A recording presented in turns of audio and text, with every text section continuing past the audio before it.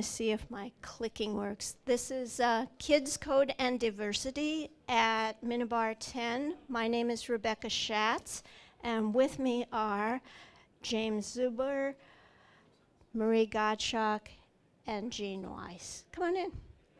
So now I'm going to determine if the mouse will work. No. Okay. That's fine. 2015 now. We are still not teaching many of our kids to code. Tell me. I'll advance it. No, it's easier for me to just do it. I'll just stand here. We are here, Minibar. Now that's better than where we were last year, but not a whole lot. This is where we want to be, here or here. We are making some progress. Now in 2015, there are 2 school districts that teach coding to every child, a handful of schools, a bigger handful of schools that teach coding to at least one class. Lots of interest after school, and more than 400 schools did Hour of Code from code.org. So we are making a little progress, but it's only the beginning. Why do we care? Why does it matter?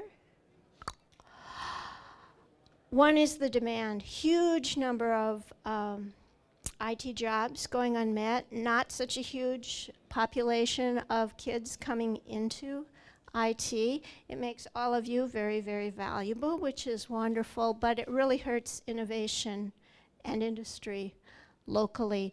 MHTA just came out with something that said 2,700 jobs are unfilled at this moment. Another thing we're missing out on is the great need for all kinds of things to be invented. This is a 13-year-old kid named Shane Curran in Ireland who learned to code in a CoderDojo. Looked around, noticed the librarians in his school had to enter all the data for each book by hand. So he made a system for them that they could just scan the IBSN number and all the information would come up and they could just enter it. He started a company called Libramatics, 13-year-old who knew how to code. Imagine what would happen if everybody knew how to code. Lots of problems, lots of issues out there. The third thing is just that sense of personal power and joy. This is a photograph taken by Matt Johnson here, one of my favorites. It's thrilling to be able to code, to make those machines do what you tell them to do. So there's lots of reasons for learning how to code and for teaching all of our children how to code, but we're not. This is Minnesota. We are number 47 of 50 states. That's 4 from the bottom, folks, in our computer science standards. This will probably change in the next 5 years, but at this point, we are proudly 4 from the bottom. All these slides I'll post on the Code Savvy website, so don't worry about taking notes or writing down the URLs. Okay. These are some new numbers. Here's just another thing that collects numbers is how many AP tests, advanced placement tests, do 12th graders take. In the state of Minnesota, there's more than 40,000 kids that take advanced placement tests. The number of kids that take the computer science advanced placement test is 517, which is a roaring 1.2% of the total. So we're not teaching many kids at all to code, and it looks even worse when you look at some of the underrepresented populations like girls, which are 14% of the total compared to 50% approximately in the real world. African American coders, there were 12 of them, 2% compared to almost 12% in the state of Minnesota, etc. This is actually a vast improvement from 2 years ago.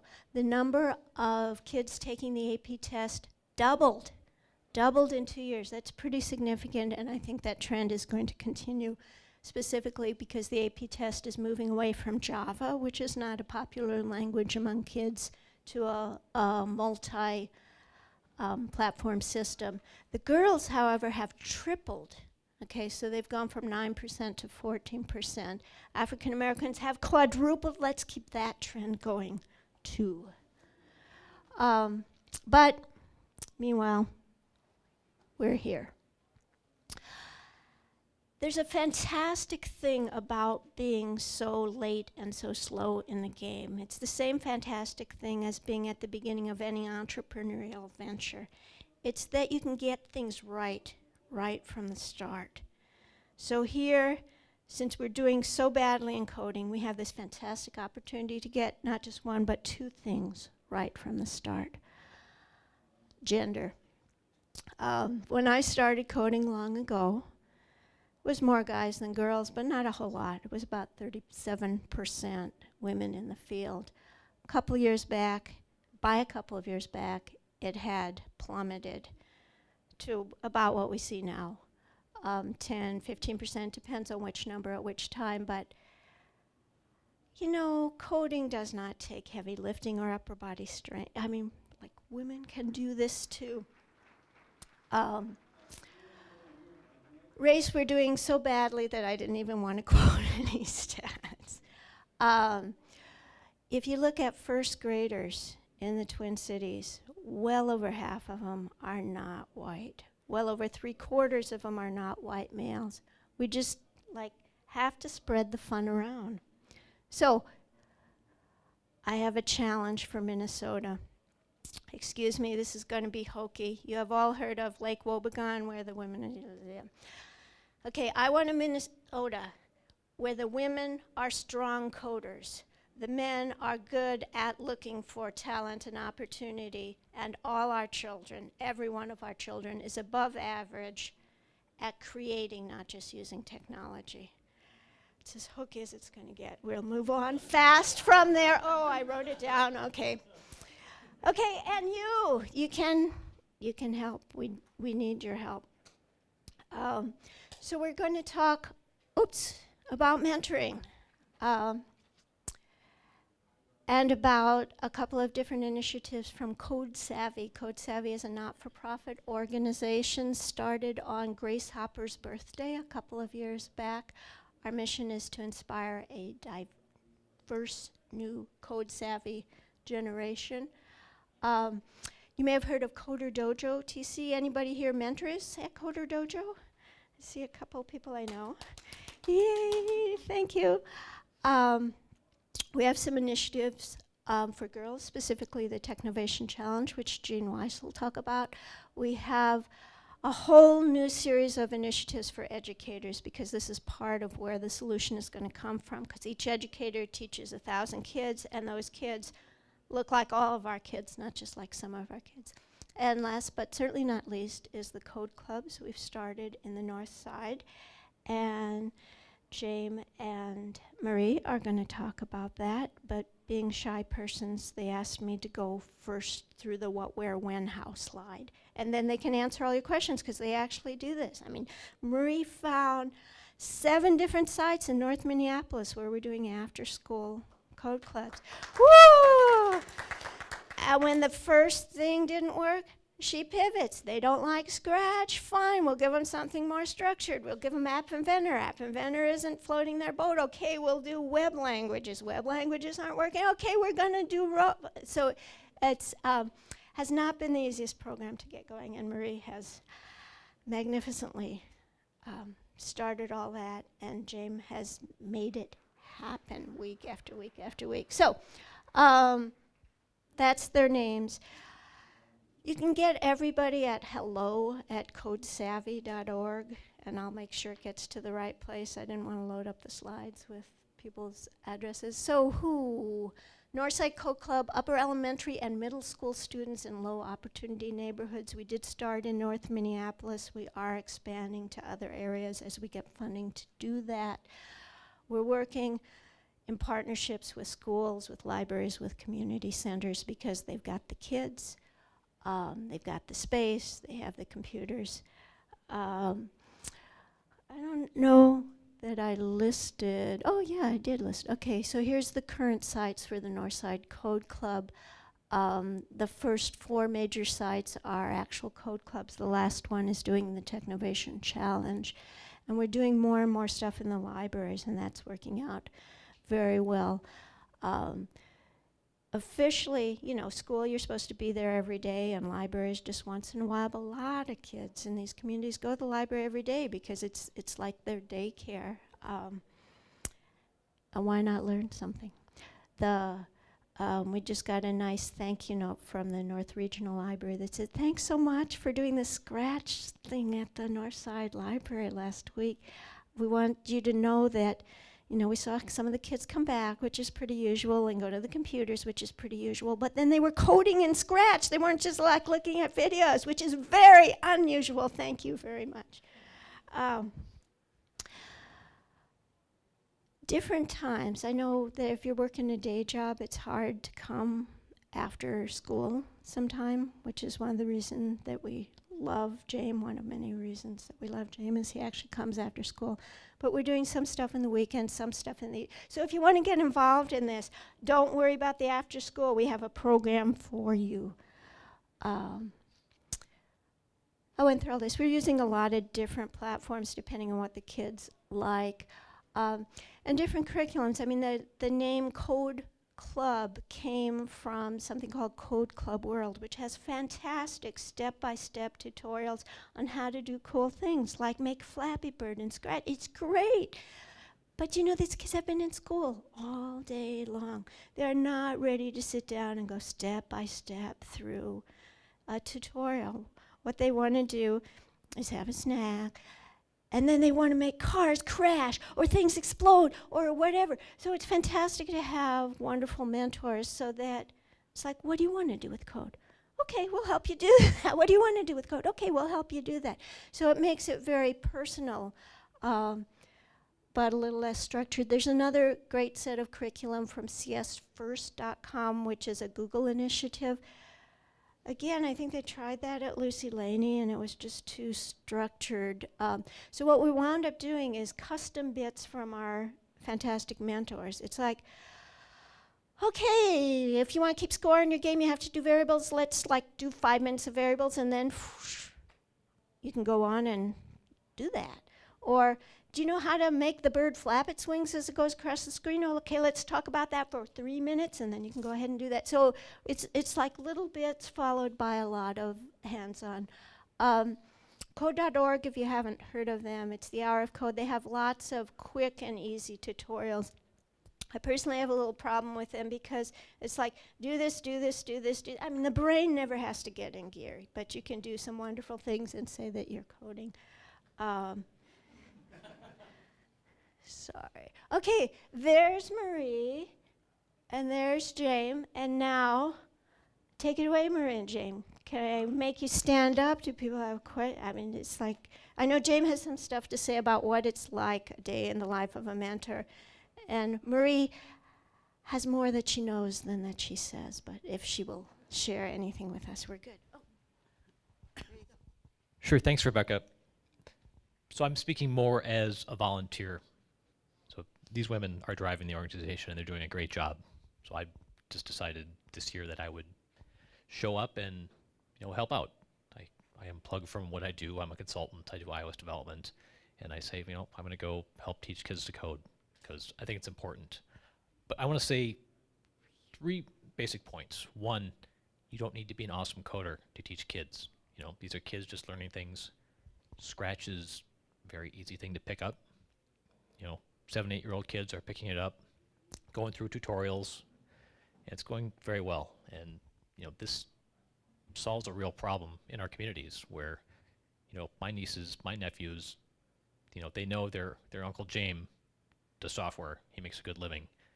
These communities, they don't really have that. They may not be seeing that. So it's important that we can facilitate the type of interactions where maybe when they're in junior high, high school, a light goes on and say, you know what, maybe I could do this for a career.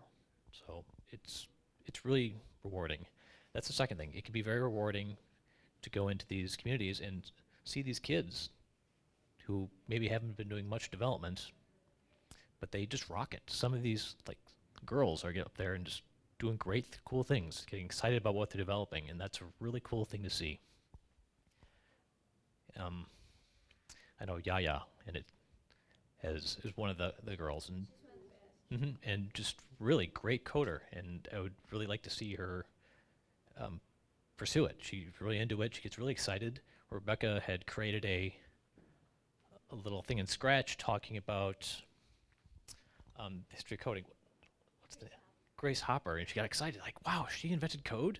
So it's really cool to see people get excited about that. So it's very rewarding. We need people to show up every week, make a commitment. The third thing is, while it can be very rewarding, these are hard problems. It's not something that's going to be, you're going to go in there and have just all wins all the time. You get very rewarding interactions, but these are hard problems. If they were easy problems, they'd be solved. So we're trying to figure this out as we go. And we're learning what's not working. Marie's been doing a great job of pivoting, as Rebecca said, of, okay, well, they're kind of tired with Scratch. Maybe they'll do some web stuff. And different groups of kids are doing different things. But we're also trying to figure out, how do we get kids in environments where, they have a quiet place where they can learn, where they can ask questions, where it's not completely chaotic. And that can be challenging. But overall, it's a real important need, and it's something that's very rewarding. And I'm just speaking as a volunteer. These women are driving the show, and they're doing a great job. But we could use help. So, if you have questions for, yes.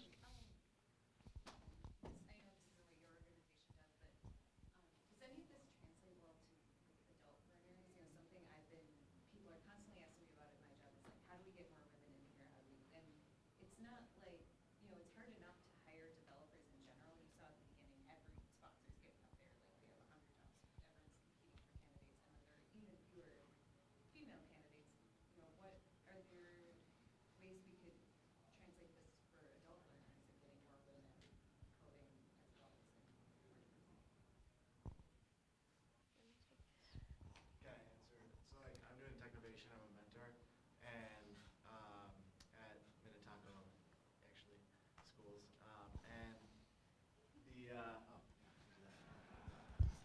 and the other mentors that I'm working with have are similar to you, Emily. Emily and I went to high school together, which is funny, and yeah, which is funny. But so what we do is we rally around. We're using App Inventor, and I didn't know App Inventor before I started the Mentor Challenge or the Technovation Challenge, and we just keep learning together. And I think that's the biggest part is like showing students that you don't know something, and then helping them show how you learn how to do things on your own.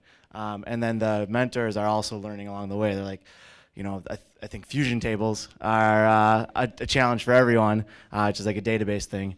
And we're all like just rallying together, trying to figure it out. So like just getting involved in like stuff like this, where it takes you out of your comfort zone, takes you out of what you're getting paid to do, and you can have fun with it when you solve what you're trying to figure out. So.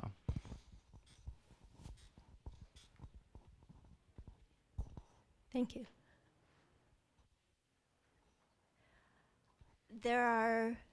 We just picked the kids because that's, 3/4 of them, or about 400,000 kids. So we wanted to stop there and not tackle women, but part of it is that we think that the problem starts early and needs to be solved early. There are several fantastic organizations in town, Girl Develop It, Twin City Geekettes,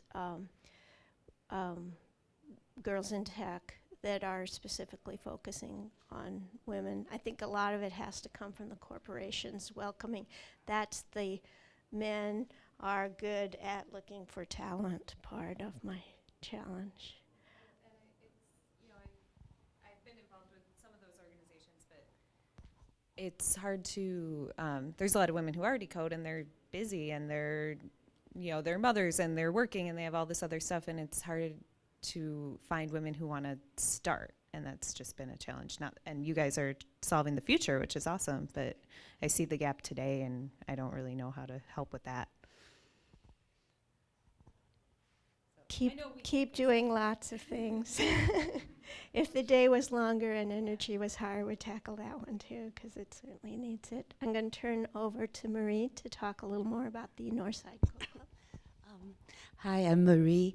We started a Northside Code Club because we know that they have a Beacon Youth program, that they have a youth in charge of after-school kids, so they have assigned them in groups. And then so we asked them, does anyone group want to learn some coding? And so sure they do. So right now I have Monday and Wednesday, I start off at Hmong International Academy, and they gave me a group of like 15 boys.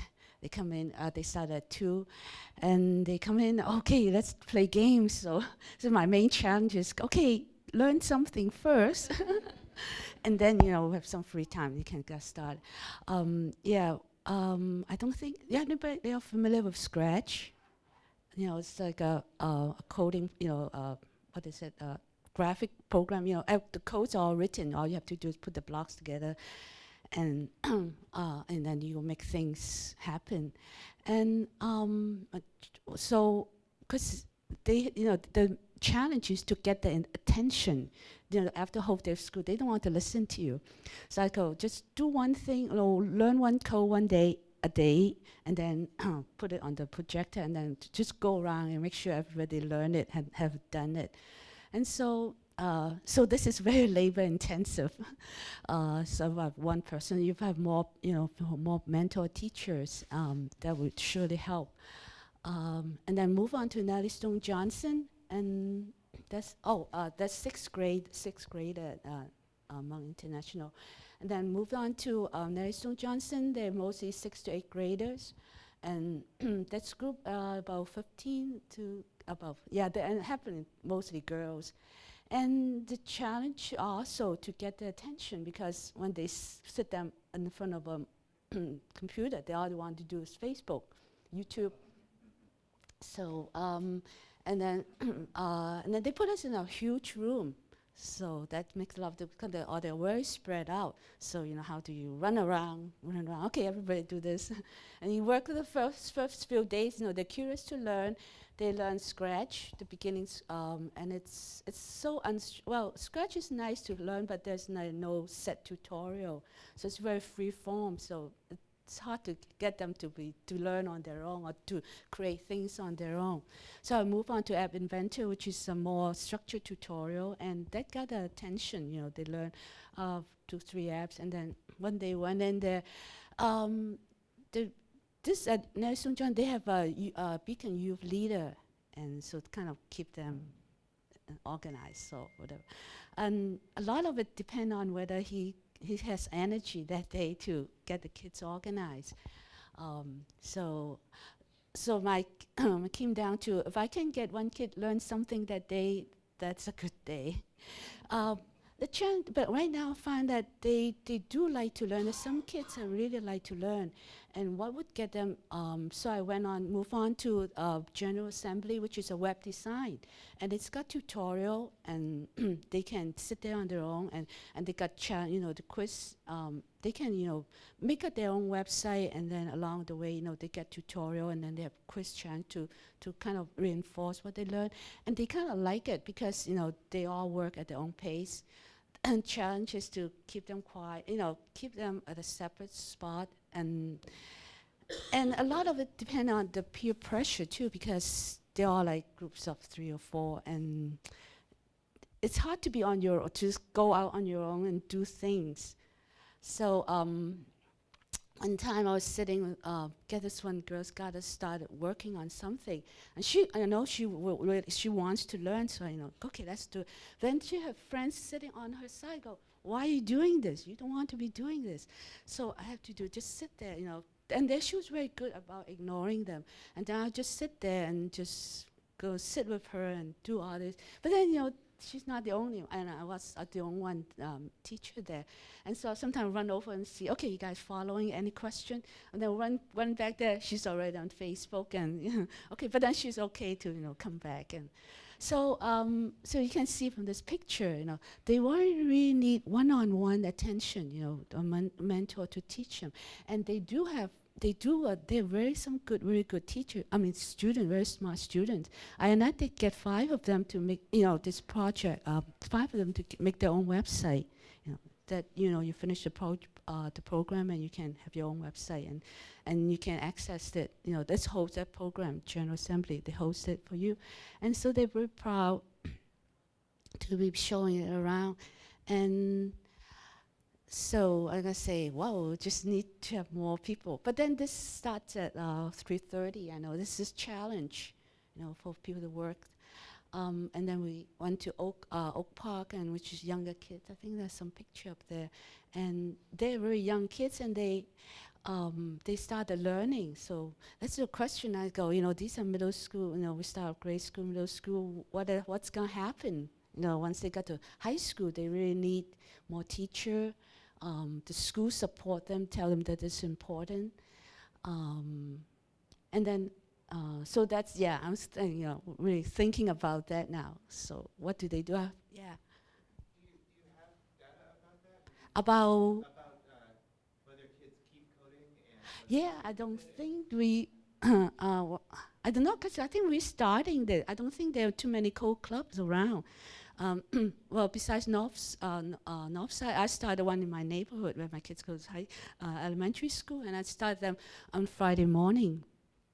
So this is the first time ever they have coding in the school. And then one thing interesting, we have this, we have computer room, and they were in Nellie Stone Johnson, and they were closed for the MCA for 5 weeks. So I don't want them to just not learn anything. So we set up shop in the cafeteria, which turned out to be a good thing because you expose them to, the Wi-Fi is very slow. What can we do? We have the laptop with Finch robot. And then we just set up shop in the cafeteria, and kids come around and look and go, what's going on?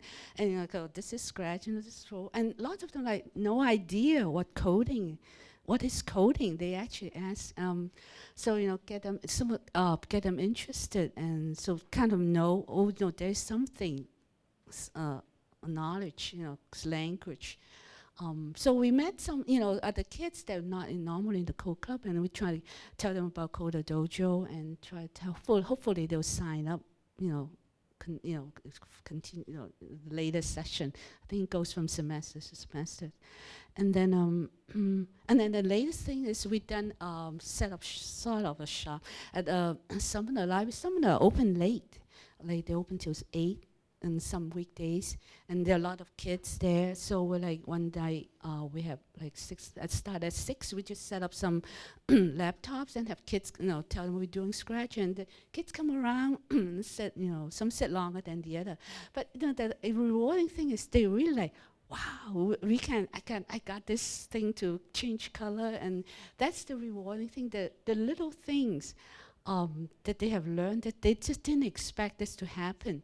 One time, I have to show this girl on Scratch, I asked a question, and then type in what is your name, and then she typed her name, and then the sprite said, hi, so-and-so. She just it just worked. She's like, wow, she just never expected that to happen, that interaction of the program.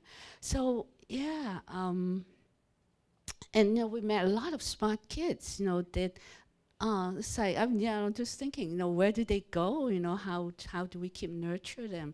So we have CoderDojo. Hopefully they'll have. We could bring CoderDojo to the north side and to more area. So that's it. So yeah, you can tell they really could use the attention, the one-on-one attention, and to tell. And now, would you like to bring some of the more technical people to come tell them what is it like? What is to be working as a programmer? What is? I think they have no idea.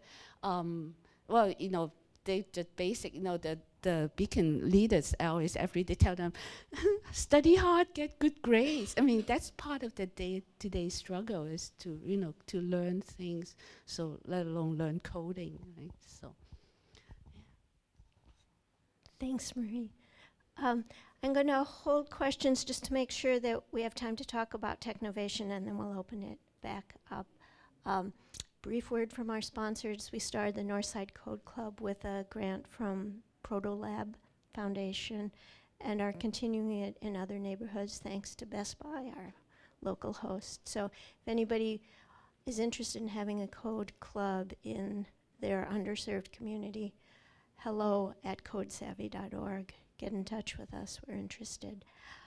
Next up is Jean Weiss talking about the Technovation Challenge. Hi, I'm Jean. I'm one of the 37% back in 1984. So I've been in technology for many, many years. I retired about a year ago. I retired on May 2nd. I met Rebecca on May 5th, and I've been a full-time volunteer for Code Savvy and Technovation Minnesota. So I want to talk a little bit about Technovation Minnesota. It's a youth girls program to teach them entrepreneurship and technology. And what they do is they build an app that solves a community need. And a community need can be a school need, something out in the community. I'll give you a few examples in a little while. But it's teams of girls. So the other thing it teaches is teamwork. And I know those who have been Technovation mentors can see how that evolves. There's some girls that don't say anything, don't contribute. You have to bring them out. And there are some girls that want to take over the room. And so you have to sort of calm them down. I do want to tell you a quick little story about a young woman who's a freshman at John Marshall High School in Rochester. Her name's Carthy. Her parents are in the technology world. They wanted to make sure that she got good exposure to technology, so she's one of the kids. And she wants to be a neurosurgeon. And she expects to use her technical skills to help in that field. She wants to create apps that will be of use to her patients. But one of the questions we ask participants is, if they had one superpower, what would it be? And Carthy's answer is the power to heal. If I could heal someone with one touch of my handheld, that would be amazing. So these girls are really, really excited about this program. Let's see. So, they're teams of 3 to 5 girls. We have teams as small as 2 this year, and as many as, actually, I think the largest one is 7, because a team had to combine from into one team from 2 teams. So they're in middle school and high school. They're actually ages 10 to 19. We actually have 5th graders doing this program. And occasionally they like to throw Beanie Babies in the room as opposed to pay attention. So a lot of mentors need to have a lot of patience, particularly with the young ones. Many of our mentors maybe don't have children, or their children are grown. They're not used to these wild kids. As Marie said, their attention span sometimes isn't there. We also have lots of mentors. So we have about 140 girls participating in Technovation this year, and we have about 90 mentors. The mentors span design, coding, marketing, finance, communication, video. I can tell you, you were asking about getting more women interested. I worked at PeopleNet before I retired. And I convinced one person in the HR department to be a mentor.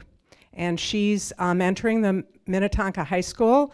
And actually, Emma Dahl, who also worked with me, I'm going to try and convince her. She's in marketing, but I'm going to try and convince her to be a mentor next year. So I think if we can get some people into other areas, and it's not just coding. You know, marketing is a technology career. So is finance. We need all different kinds of people in these companies. And then we need a champion from the school or a parent. We have a couple of teams that are focused. The parent is the school champion. and it's not affiliated with the school. We go to their people's homes to do it. So we need excited champions from schools to help lead these kids. Where the mentors come in and have the expertise, they aren't necessarily the watch over the kids and make sure they come back from the bathroom when they're younger, etc. Where? This year we're at 23 schools.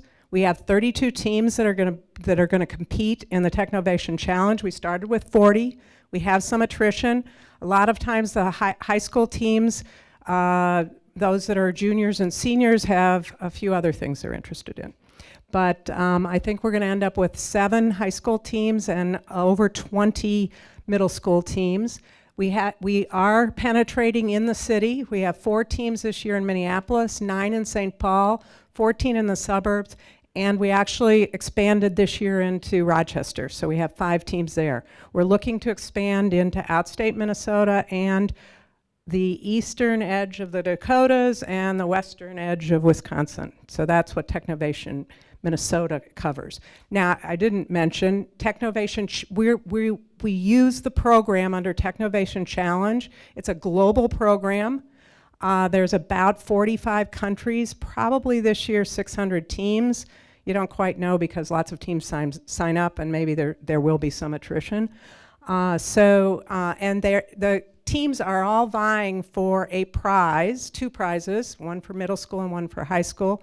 The top 10 teams in the world, so there's a world competition, get to go to Silicon Valley to pitch their app to venture capitalists. And the winners get $10,000 in seed money, so a middle school team and a high school team, and some help from a local business in their community to productize their app. So it's really, really exciting. And I know a team at Cedar Riverside in the city, they said, we are going to win. It's amazing. These girls get so excited.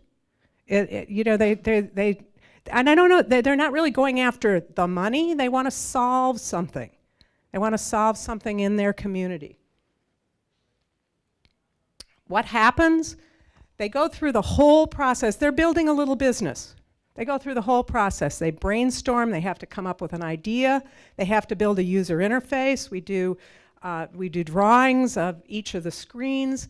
You have to do program design. Obviously, you have to code it. We use App Inventor, but there is a school, Avalon, that is using, Phil? They started in Swift, but they're kind of exploring some other things as well. Okay, so Swift, whoa. So that team happened to have been a Technovation team last year. So to continue, App Inventor is a block programming language. It's a little bit like Scratch. It's pretty simple, except if you try Fusion Tables or TinyWebDB, it gets a little complicated. They build business plans and budgets. They have to come up with how much they're going to sell it for, how are they going to make money, what are they going to do, and what's their business going to look like in 5 years. They have to put together a pitch video and a demo video to show their app. The app does have to work. That's one of the things that's really hard to convince kids. That I heard a story of one team, the young woman actually created 30 screens. She had great screen design, etc. And the teacher said, you know, you have to put code behind every one of those screens. So I think they've now don't have 30 screens. And then they pitch the presentation. When each team works from 2 to 6 hours every week for 3 months. This year the program started a little bit earlier in February, started in January. It's a little more than 12 weeks, but that during this time, of course, for Minnesotans, it's nice to have something to do inside in the winter. But it goes through April, so you get spring breaks. They're off of school. Sometimes it's hard to, not everybody can come every time. They've got band, they've got swimming, they've got sports. Most teams meet after school, but we do have some teams on the weekends. We have some teams that are meeting in the evenings. We have lots of teams that are doing catch-up over the weekends. Today, my granddaughter is on a team, and they're meeting. They've met several Saturdays, and they're meeting today for 3.5 hours. So it happens. The kids get excited. In fact, I was at my school. I'm mentoring a team out in Norwood Young America, and they actually, I went out there. The teacher was sick, but I was there, and we had a 3.5 hour session, and those girls were engaged the whole time. One was writing the business plan, one was figuring out the competitive analysis, one was looking at, 2 of them were coding. I was helping them code because I was a coder for many of those years. And it's been fun to actually learn App Inventor and all those fusion table things. We actually have a 14-year-old out of Chennai, India, who is one of our online mentors. So, in fact, his name's Arjun, and we have on our Google group, we have Ask Arjun. And he has his own business.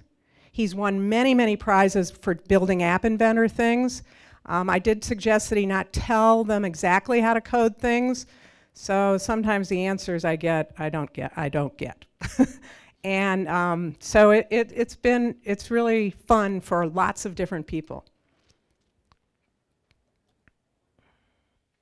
And we are coming to the conclusion of our season, May 3rd at the Minneapolis Convention Center. We will, all the girls, so 32 teams, will get an opportunity to present their apps to a live audience. So we'll probably have 4 rooms. We're expecting close to 500 people to attend this event, and each team will get to present in front of 100, 150 people. So it's a good opportunity for them to see what it's like to be up on stage in front of 100 people. Now, they don't necessarily have to present their pitch live. We are allowing them to do the video. But it should be a fun time. We are going to probably ask them each a question that they can answer as to what they learned, what was exciting about it, what was fun, so that they each get a little bit of presentation, personal one-on-one presentation to the group. So in this program, we definitely need mentors. We have our mentors for this year. We'll start recruiting. I don't want to commit to a particular date. We'll probably start recruiting mentors sometime this summer. We got a little late start last year, or for this year, and we were rushing around finding not only mentors, but schools. But we did come up with quite a large number of both.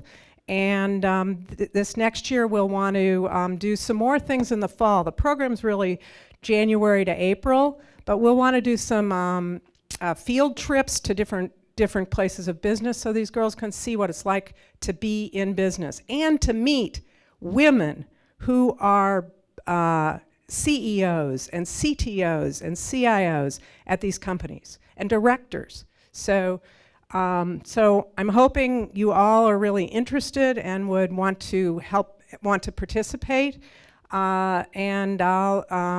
You can sign up at Code Savvy or Technovation. Just send a little note, and we'll put you on the list, and we'll get back to you. I think I'm going to rest the month of May, but but I think starting this summer, we'll start figuring out exactly how we want to improve the program to make it better for the kids. And make it continue to have growth in our program. I will tell you in the 2014 program, there were 11 teams that finished. I think they started with 15 teams, and we had about 20 mentors maybe that were helping those teams, and it was at 5 or 6 schools. So we've had tremendous growth.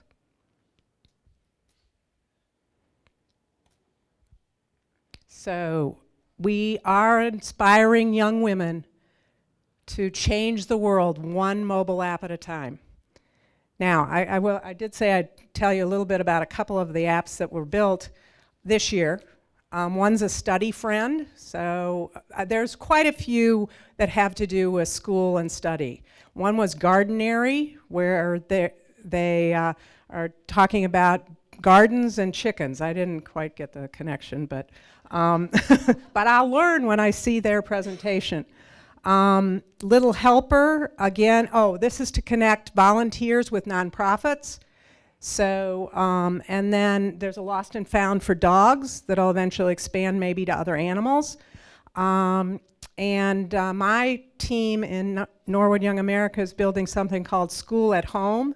And it's a way to get rid of paperwork in the process of kids not being absent from school. The parents can send an email to the school, and all the assignments, all the teachers will put their assignments out in a Fusion table or a better database maybe if they get to productize their app, and to see all the assignments on a week basis.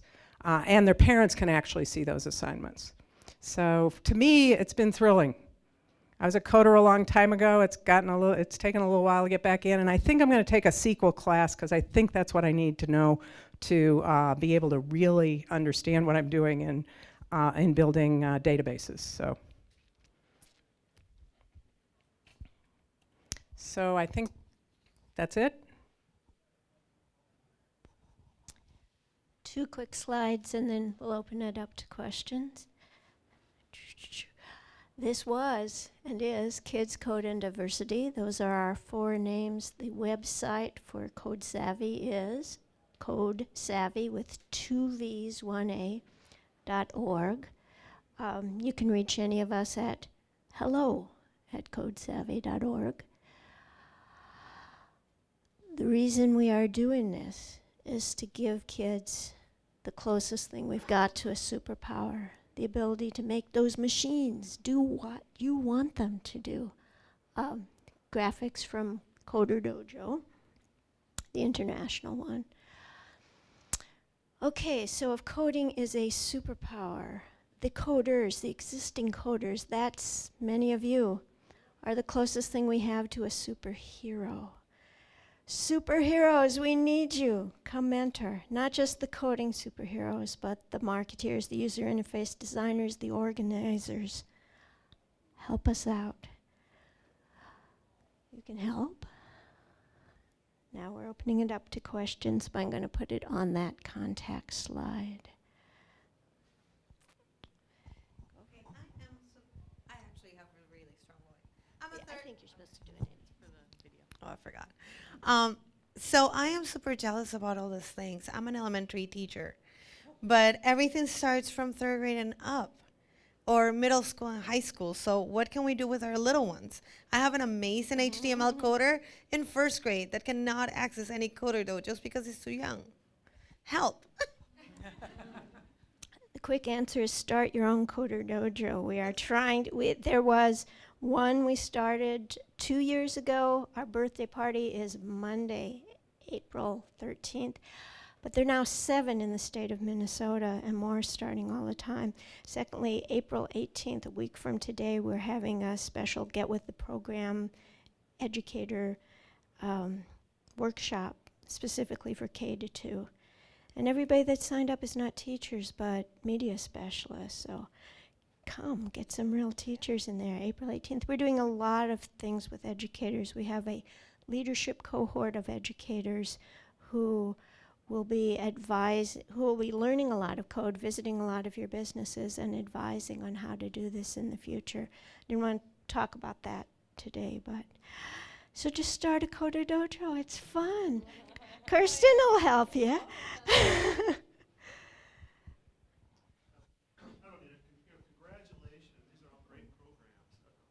They want it for them. Oh, and so here's my question or my thought.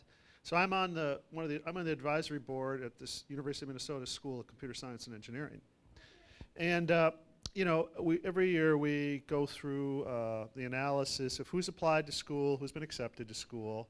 We compare our results to the other professional schools, and so of course law, medicine, Carlson School, they're all incredibly gender diverse. It's pretty much 50-50. And we don't, we're failing tremendously. We're down to, if you eliminate female students, international ones, 5%. So if you take, and I do agree with your assumption, the Minnesota schools have failed as far as providing computer science education. Still though, we get 5,000 plus applications from male students from Minnesota, and I am shocked how good they already are at coding. So what's happened? Why? Where do we lose people, somewhere along that process? And again, we've thought about that. We do outreach, and in fact, if you're a female high school student that's done halfway, done pretty well in the ACT, and has some inclination towards math and computer science, you can probably go to school free there. That's the truth. But guess what? We can't get anyone to even apply. And it's if you look at the Big Ten numbers, we're a little worse actually, but it's the same story. So what's happened where we've got this tremendous diversity at the other professional schools, including even civil engineering now and architectural schools, which are pretty much 50-50. So why still double E school, computer science? I don't know if you've given that any thought, because again, we've got a bunch of male students that don't have any high school education on this, but still are amazing coders already. I'm sure you've looked at the work of Maria Clave. There's some, most of the Big Ten is running no more than 10% women, but there are a handful of schools that are running 40 to 50%. That Harvard is one. Harvey Mudd in California is a real pioneer in this. And what they've done is change part of what they started by polling industry and asking, what kind of talent do you want from our computer science professionals that you're not seeing in our graduates? And they talked about teamwork, they talked about process, they talked about project-based learning. And so when they implemented all of that stuff on behalf of industry, suddenly their girl numbers went way up because young women tend to like purposeful project-based learning. So there's specific things to try, but we're trying to help you out by getting the pipeline going. You're next. I just have one thought on that, and I don't know how to fix it, but my experience from talking to women who are trying to learn to code is that they feel this weird pressure to be better than everyone else, that because people aren't expecting them to know what they're doing, that they can't ask questions, that they somehow need to be like superstars and not just, a girl with a decent ACT score who has an interest. So I think a lot of people are looking for maybe like all female spaces to learn where they're not intimidated or various things, but that's at least what I've noticed is somehow women feel like they not only have to know how to code, they have to somehow outshine all the men for some reason, so.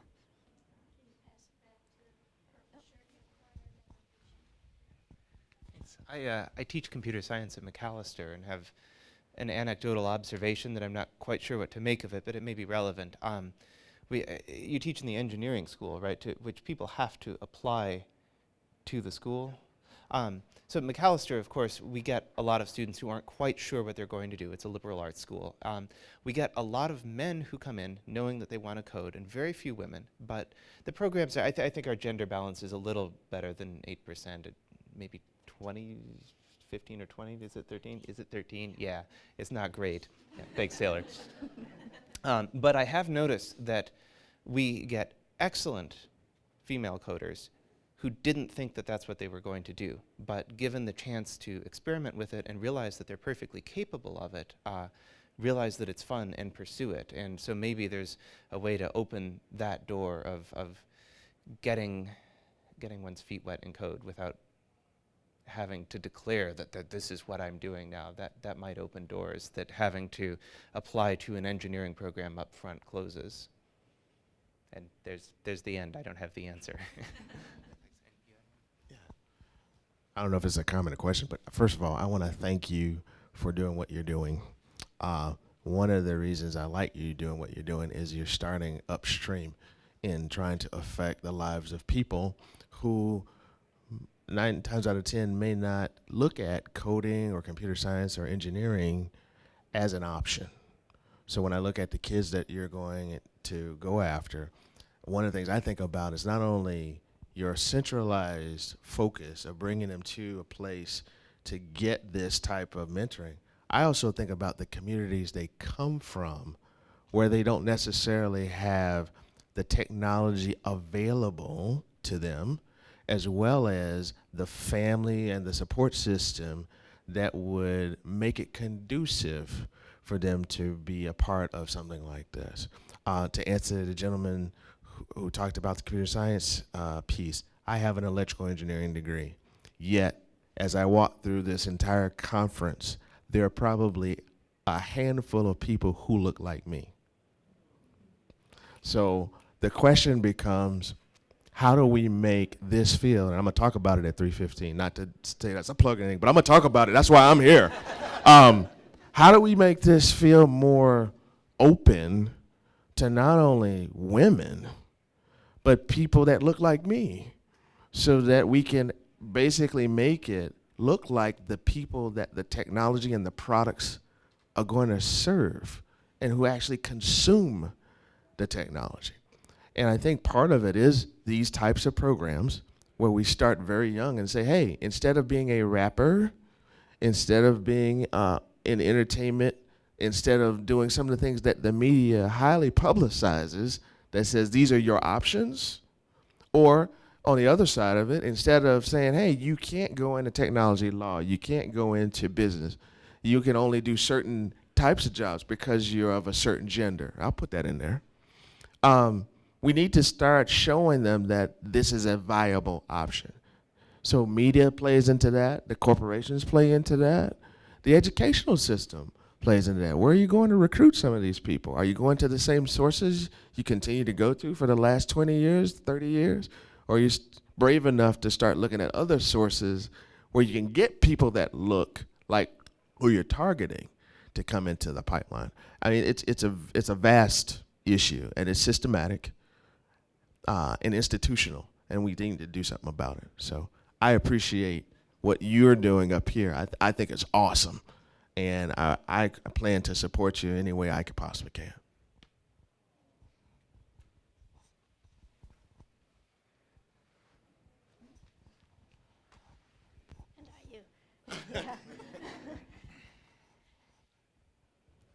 I don't know if I can top that.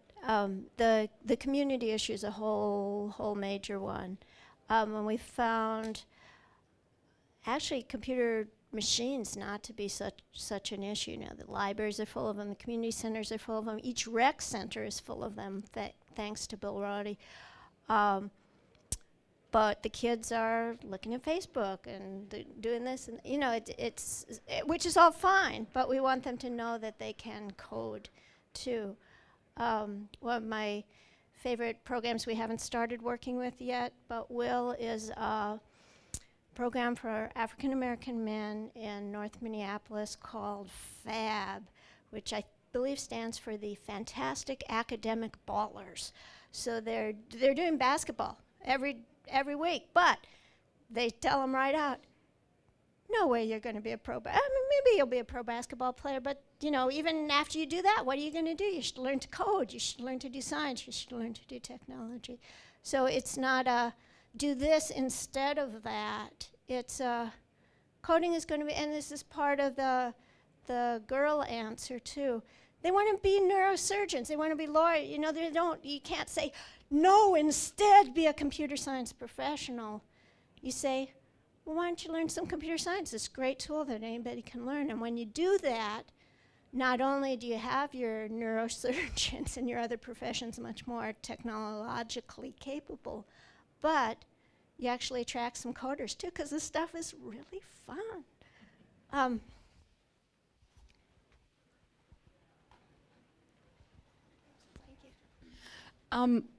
I'm a parent, and I know there are a lot of parents out there who are already volunteered over their heads. Are there any parent resources? Because it really does need to start young, like before they start school. Do you have a way to hook parents into this? I guess is my question. Yeah, do it. Play with Scratch, play with Hopscotch if you've got an iPad, and go to the codesavvy.org website. The middle button on the menu says Learn to Code. That has all my favorite sources of places to go and things to try.